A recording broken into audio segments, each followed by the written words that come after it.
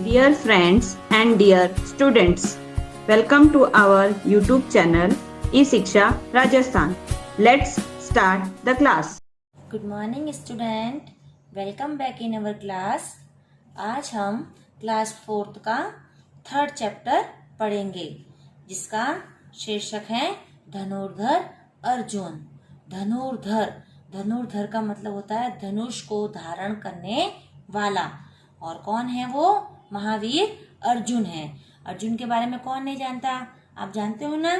अर्जुन जो धनुर्विद्या में बहुत ही कुशल थे, जिन्होंने अपने गुरु का सम्मान किया, उनके कहने पर चले तो बहुत बड़े धनुर्धर बने।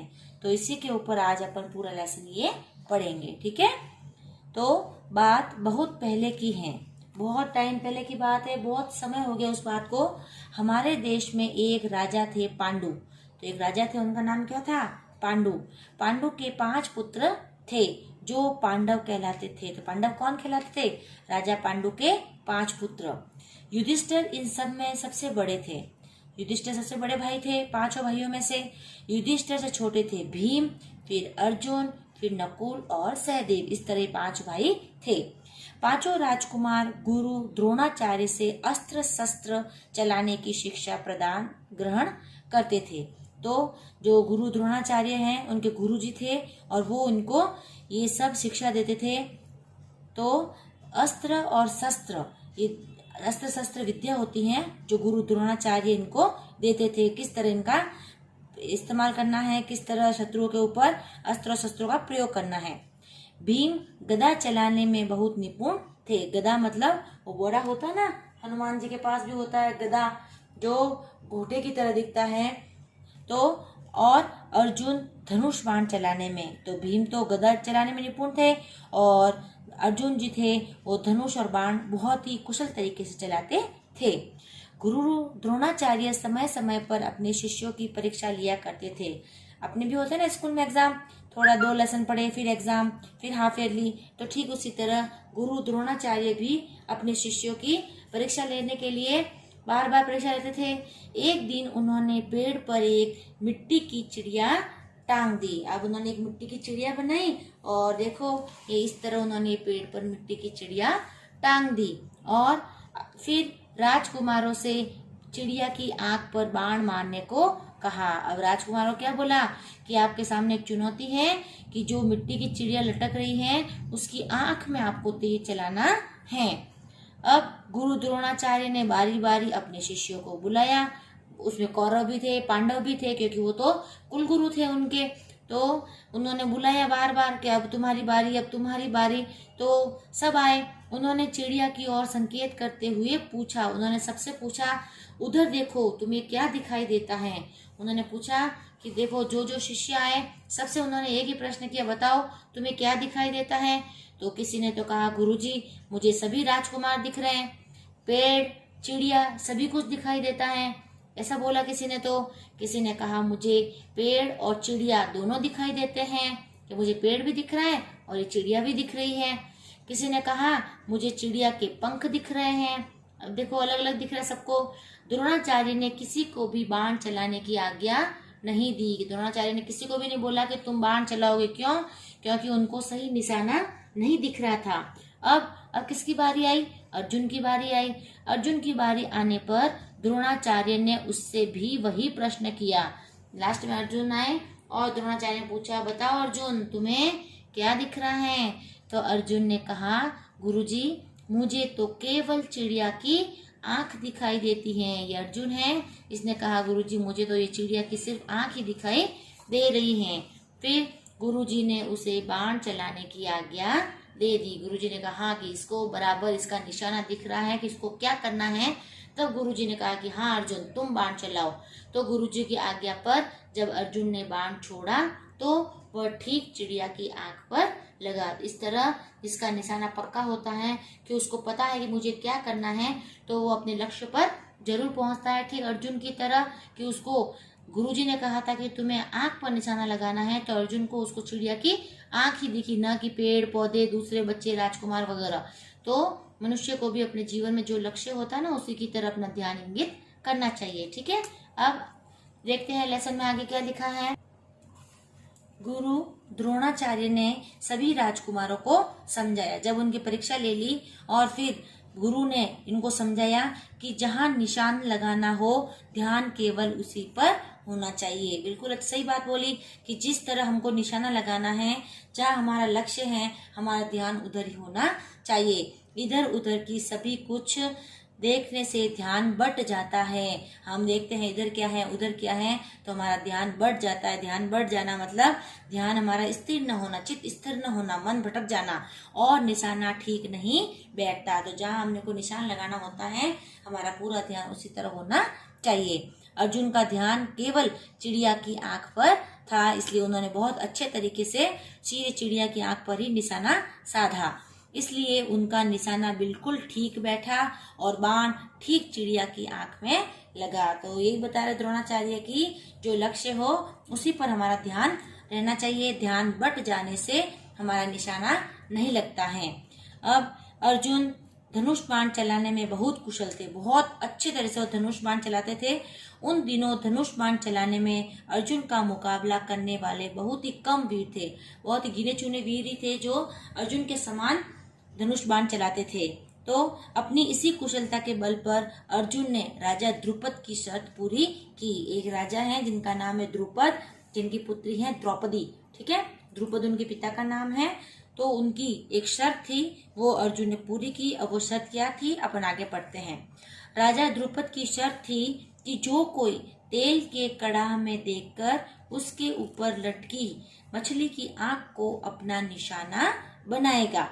देखो ये तेल का कड़ाह है, ये इधर ये पूरा तेल का कड़ाह है और ऊपर की तरफ जो है वो मछली लटकी हुई है।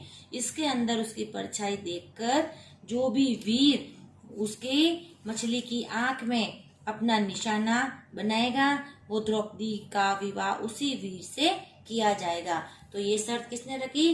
राजा द्रुपद ने अपनी पुत्री द्रौपदी का स्वयंवर रचा और स्वयंवर में उन्होंने यह शर्त रखी कि तेल की कढ़ाई में ऊपर लटकी मछली का परछाई देखकर ऊपर की तरफ जो निशाना साधेगा और उसकी आंख में जो तीर चलाएगा वही विजेता होगा, वही वीर कहलाएगा और द्रौपदी का विवाह भी उसी के साथ होगा। अर्जुन ने ठीक मछली की आंख पर तीर मारा और शर्त जीत ली। अर्जुन ने जो शर्त थी उसको पूरा कर लिया, मछली की आंख में तीर लगा दिया और इस तरह वो शर्त जीत गया। महाभारत के युद्ध में भी अर्जुन ने अपने धनुष बाण का कमाल दिखाया। जब महाभारत का बड़ा भयंकर युद्ध हुआ था कुरुक्षेत्र में, वहां पर भी अर्जुन ने अपने जो धनुष बाण थे उससे बहुत ही अच्छे निपुण तरीके से उस युद्ध को लड़ा। अर्जुन के बाण कभी आग बरसाते कभी पानी। वह अकेला ही 1000 शत्रुओं से भिड़ जाता। 1000 शत्रु मतलब दुश्मनों से, जो उसके सामने कितनी बड़ी संख्या में, हजारों की संख्या में अगर शत्रु आ जाए तो वो अकेला ही उनसे लड़ जाता, भिड़ जाता। और महाभारत के युद्ध में अर्जुन और उसके भाइयों की विजय हुई। बताइए आपको अंत में कौन जीते थे? पांडव जीते थे। कौरवों की हार हुई थी। कौरव कितने थे? 100 और पांडव 5 ही थे। लेकिन 5 पांडव ही वो अपने आप में इतने कुशल, इतने वीर थे कि उन्होंने 100 कौरवों को हरा दिया। क्योंकि हमेशा जीत सत्य की ही होती है और पांडव जो है वो सत्य के रास्ते पर चलते थे और कौरवों ने हमेशा झूठ का रास्ता अपनाया, इसलिए उनकी हार हुई। ठीक है, तो इस तरह हमारे लेसन यहाँ पर कंप्लीट हुआ। ठीक है ना, अच्छा था ना लेसन? बिल्कुल अच्छा था, क्योंकि इसमें किसके बारे में बताया गया? अर्जुन के बारे में। अर्जुन कैसा था? धनुर्विद्या में कुशल था, धनुष बाण चलाने में बहुत कुशल था, बहुत ही वीर था वो। उन्होंने उनके अपने 2-3 उदाहरण पढ़े जिससे ये में पता चलता है कि जो धनुष बाण चलाने में अर्जुन बहुत ही कुशल थे। एक बार उन्होंने चिड़िया की आंख का निशाना साधा, दूसरी बार वो जो स्वयंवर था उस स्वयंवर में जो मछली की आंख पर निशाना साधा, उन्होंने वो शर्त जीत ली। तो इस तरह हमें भी हमारे जीवन में कोई भी लक्ष्य हो तो उसकी ओर हमारा ध्यान पूरी तरह केंद्रित करना चाहिए। अगर ध्यान बट जाएगा तो निशाना सही नहीं लगेगा। ठीक है, तो ये थे हमारे आज का चैप्टर कंप्लीट। अब हम इसके क्वेश्चन आंसर्स की ओर देखते हैं। ठीक है, अब निम्नलिखित प्रश्नों के उत्तर दीजिए। अब अपने को क्या देने हैं? प्रश्नों के उत्तर देने हैं।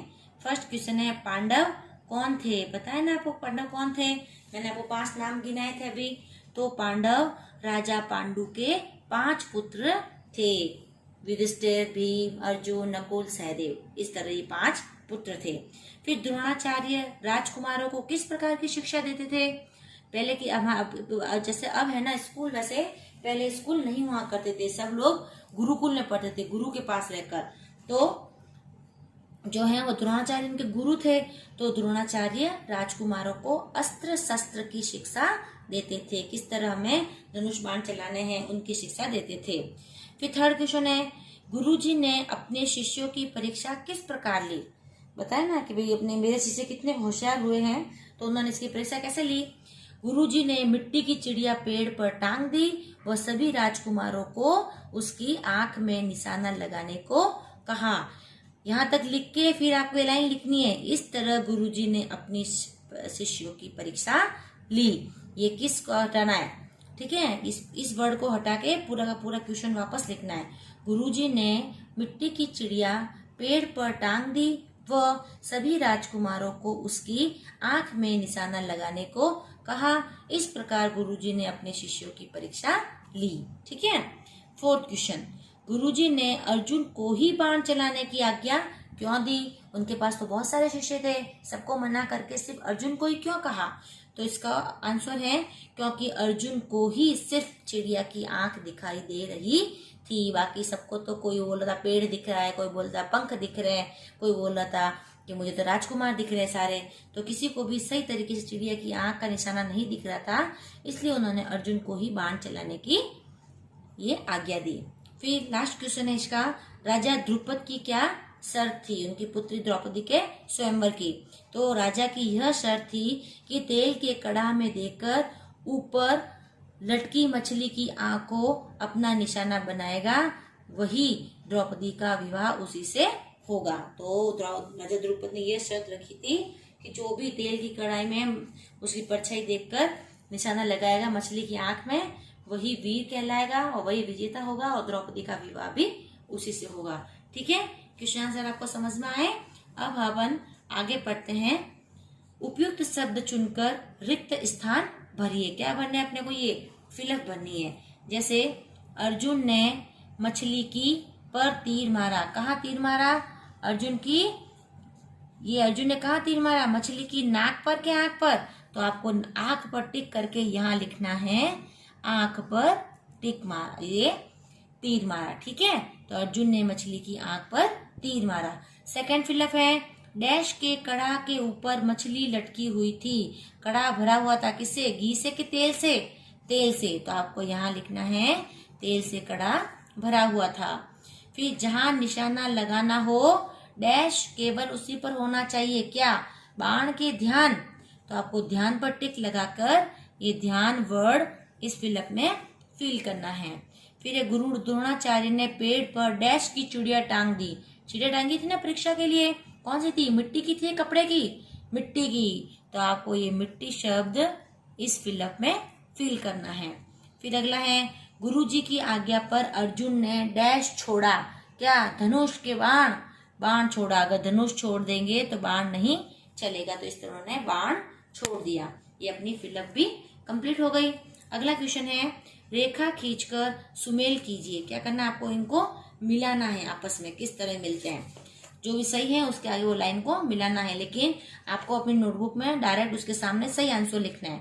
ठीक है, जैसे अर्जुन ने शर्त जीत ली, तो ये इसका आंसर हो गया। फिर पांडु के 5 पुत्र पांडव कहलाते थे, ये इसका आंसर हो गया। फिर भीम गदा चलाने में निपुण कुशल थे।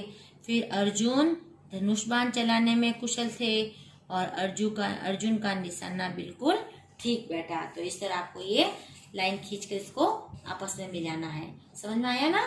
चलो अब अपन अगले क्वेश्चन की ओर चलते हैं। अगला क्वेश्चन है भाषा बोध का। ठीक है, तो फर्स्ट है विलोम शब्द। आगे बहुत बार आ चुके, अब तो आपके लिए कोई नई बात नहीं है ये। तो विलोम मतलब विपरीत अर्थ बताने वाले। तो विजय का पराजय, कुशल का अकुशल, कम ज्यादा, वीर का कायर, ठीक का गलत, और निर्धन का धनी। इस तरह ये एक दूसरे का विपरीत अर्थ बताते हैं, इसलिए हम इसे क्या कहते हैं, विलोम शब्द। अगला क्वेश्चन है, वाक्य में प्रयोग कीजिए। आगे भी अपन ने किए हैं, एक शब्द आता है तो उसको वाक्य के अंदर लेकर इस तरह उनके प्रयोग करना है। जैसे फर्स्ट है परीक्षा, तो द्रोणाचार्य ने अपने शिष्यों की परीक्षा ली। ठीक है, परीक्षा लेनी थी ना, वो चिड़िया की आंख में। फिर सेकंड है कुशल, कुशल का मतलब होता है अच्छी तरीके से वो काम करने वाला। अर्जुन धनुष बाण चलाने में कुशल थे। थर्ड है वीर, वीर सिपाही देश हित में अपना बलिदान दे देते हैं। इसका ये वाक्य प्रयोग हो गया। फिर है मुकाबला, धनुष बाण चलाने में कोई भी अर्जुन का मुकाबला नहीं कर सकता था। तो इस तरह हमने ये वाक्य प्रयोग किए हैं। ठीक है, अगला क्वेश्चन है, शब्दों का क्रम ठीक करके वाक्य बनाइए। यहाँ उल्टे सीधे दे रखे हैं तो आपको इनको सही तरीके से जोड़कर लिखना है। देखो उधर ऑब्लिक क्या दिखाई देता